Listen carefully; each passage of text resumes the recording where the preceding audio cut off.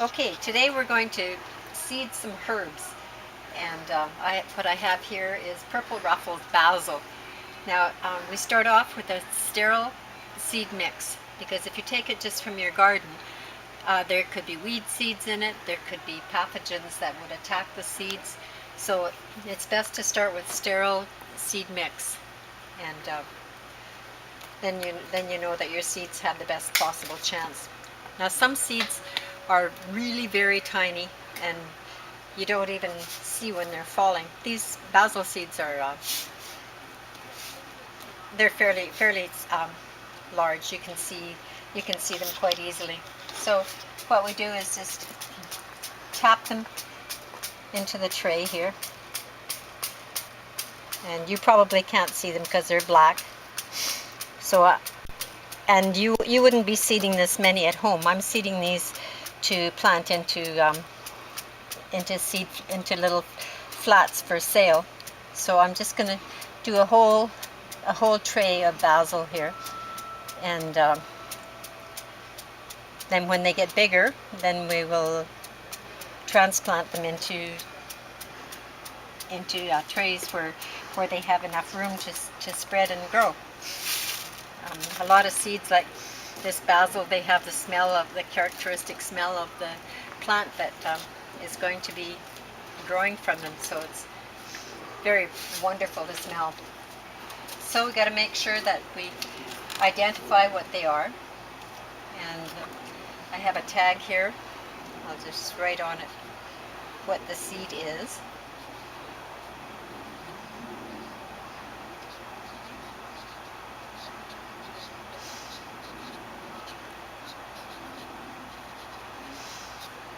Purple ruffles basil, and then we'll tag that onto there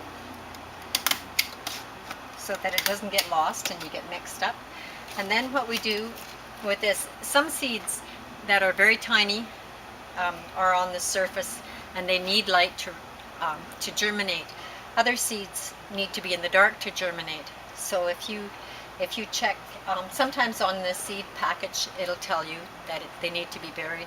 Otherwise, you can always Google them and see seeding information. Most seeds don't care one way or the other, so I always find it easiest just to seed it on the surface, and that's because we have a heated seed bed to put them in where they won't dry out. I'll take it down there and I'll show you. So here we have a heated seed bed. There's electric cables underneath the sand here, which gives the seeds the absolute best possible start that they can. And as you can see, I've just about filled this up. Once they're up, then I'll start another batch. And then I water the seed in to provide the best possible contact between the soil and the seeds. And you can have hot water, even almost to boiling, and just water that onto there. You can see the steam there. And then we'll cover it with the plastic here, and that keeps the moisture in. So that's another reason why we don't have to worry about covering the seeds with soil, because the moisture is kept constant inside there. And then we just wait for a few days until they're up, and then the transplanting starts. You probably don't have a seed bed like this at home, although there are individual mats that you can get to provide bottom heat. But if you have a sunny window, that would be great. But if you put them in a sunny window, then don't put plastic over them, because the heat will build up under there like a small greenhouse and will cook them. So put a plastic over them only if they're in bright indirect light, not in the direct sun, because that'll probably spell doom for them. So now here we are in another greenhouse. Sorry about the foggy glasses. Here's some seeds that are up already. They've been here a few days. These are celosia, and what you see here are the cotyledons. That's the seed leaves. They're not true leaves, and they're too small to be handling yet. So they're not ready to transplant. Over on this side here, we have some marigolds. Sorry, the tomatoes. Yeah, marigolds at this end.